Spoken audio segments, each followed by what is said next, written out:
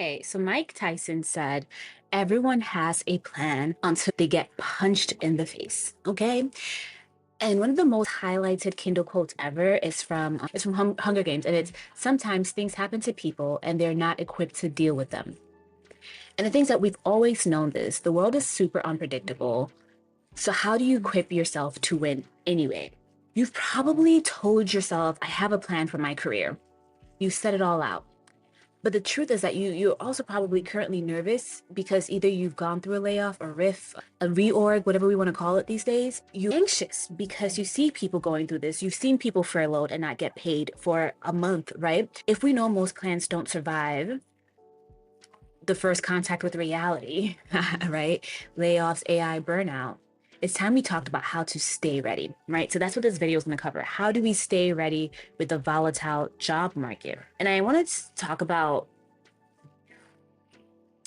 my own story, right? So I started out my career. Well, I didn't start out of my career, but one of my first stable jobs was I worked for the local government, meaning that once I passed all my tests, I was good to go. I had a pension, I was unionized, meaning it would take a lot to get me out of the system.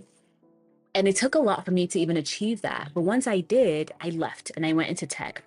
And I was at my tech job for 3 years before I was laid off. And now I'm in another tech job, and the company is an AI native company. And every day we're told to do more with AI, to do more with AI. And I personally, I'm okay with AI. Like, I believe that AI is a partner and it won't necessarily take my job. Why? Because my background is in social work, and I know that my human centered skills, my empathy, my communication, my emotional intelligence, all of that stuff is going to keep me in a job. But also because I work in AI every day, in terms of like my company's an AI native company, I also understand the limitations to AI. And I also understand that AI is not intelligent.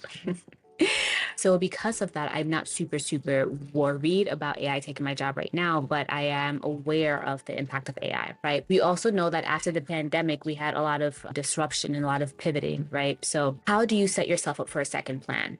How do you set yourself up to achieve? Because plans are fragile and people need to be adaptable. You need to be adaptable. When I moved from government to tech, I was in a startup, so I was always moving and learning and growing. And you have to be able to navigate that. And the way that I did that was I stayed curious, right? I'm always kind of like, what's next? What's happening? So even though I work remotely, one of the advantages of well, not even an advantage. One thing that you can lean into is one, get to know your coworkers, set up coffee chats, and lean into whatever, whether you're in the office or whether you're remote, lean into asking questions and like, oh my gosh, like since we're all remote, I just want to connect with people, right? And use that to be your lean in. If you're in the office, make connections, ask people out to coffee, ask people out to lunch, and understand what other people are doing across the company. Because what this does is that one, it makes you very clear on what the company cares about in that moment. Because if everyone is telling you the same things in terms of their own department, if they're all kind of focused on the same end goal,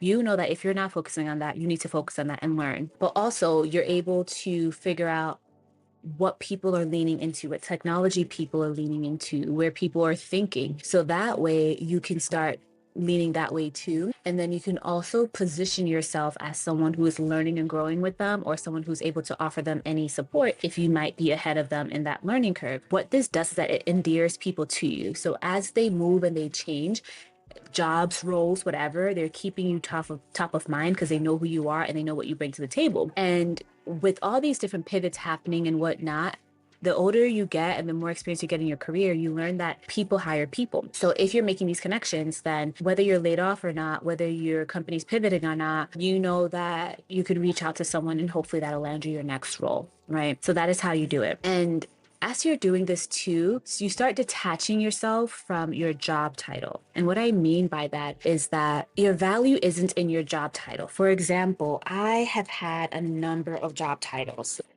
The list is long. I've had so many job titles, but what has stayed true is my openness to learn and to problem solve, right? So if you're always open to problem solve, you're always open to then adapting because your brain knows that the solution is to solve a problem.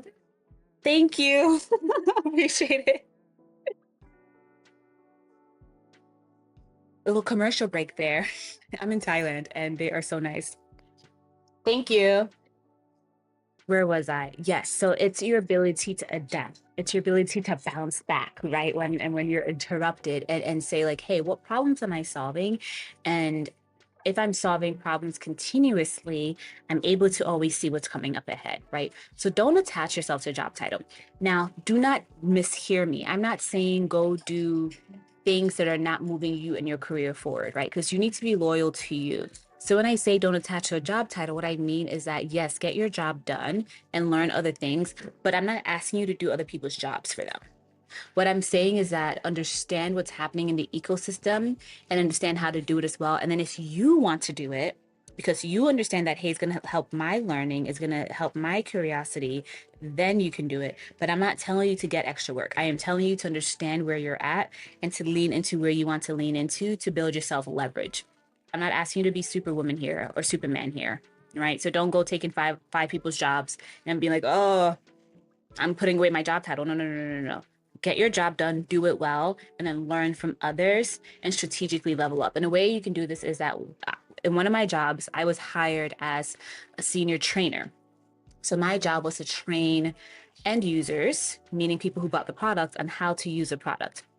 And over time, I was like, the training is nice and I understand training. I'm also realizing that change management is really, really important because people coming to a workshop or watching my courses or whatever the case might be, that is not enough to change their minds to actually use it. And the way that, especially in tech, you are ranked or what the business cares about is, are people using our product? Training can help with that, but really it's a mindset shift that is important. So what I started doing is I started attaching myself to the change management strategist. I would join her calls. I would support her. If she was overwhelmed, I would do some of her stuff. Now, is this going above and beyond my job description and my job title? Yes. But what it did is that it opened the door for me to start learning that and then eventually change my title, my salary, my value to the company to this new thing.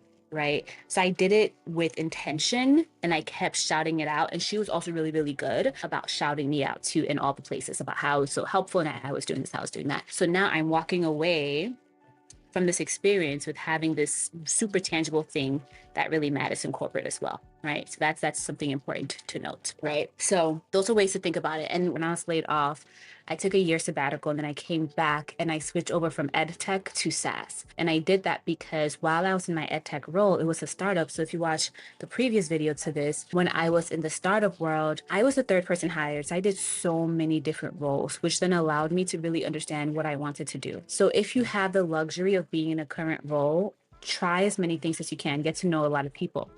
If you are currently unemployed, I would say talk to people, do a lot of informational interviews, but also try to do different projects because informational interviews will give you a very specific viewpoint of the job. But then by doing the projects, you get to learn, do I actually like doing this here or not? Nay.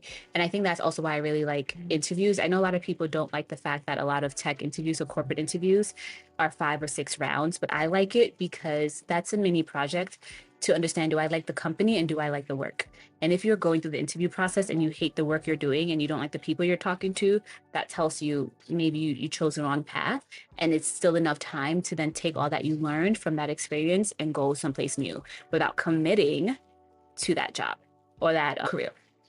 So I think that's that. And then the current change that we're seeing a lot is obviously in AI.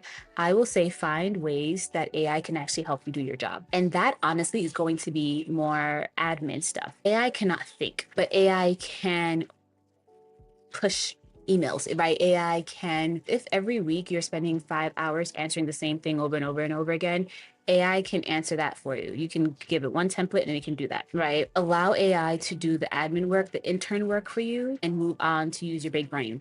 Right? Like pushing away AI is not helpful because in the long run, AI is here to stay. It's one of those, like, what is it? Pandora's box. It's already out in the world. No one is putting it back in.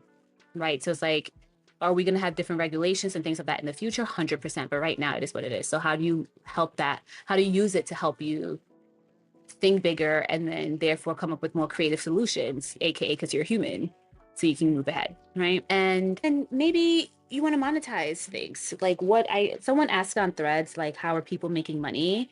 And someone said she sells recipes to women with ADHD who don't know what to cook. And it seems like she's making a living doing that. So how can you add value in the world? Just think about that.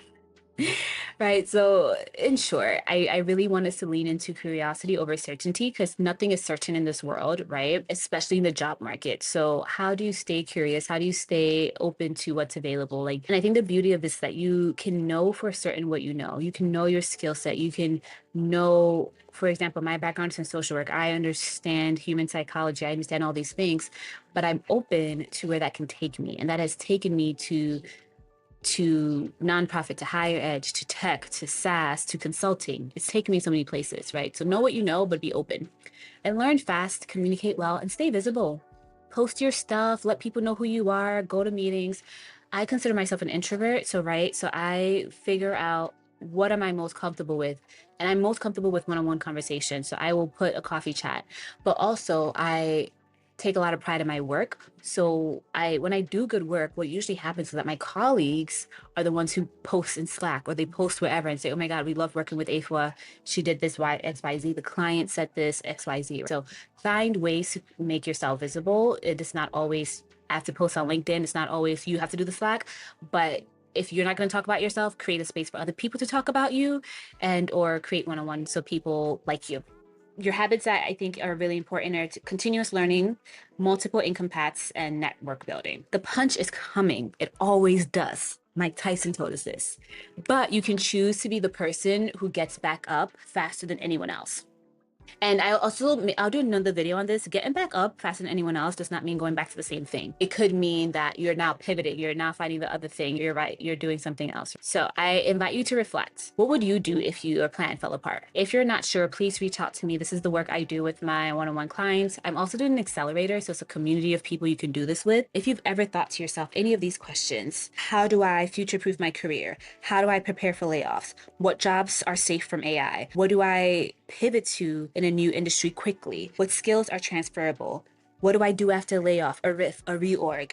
How do I become more adaptable at work? How do I bounce back from losing a job or job loss? How do I handle uncertainty, career uncertainty? If any of these questions have crossed your mind and you're not sure where to go, please reach out. Let's work together one-on-one, join the accelerator. And the goal for the accelerator is not necessarily that you're going to get a new job tomorrow, but it's to make sure that you have the mindset, the skill set to keep pivoting because the world is going to keep moving.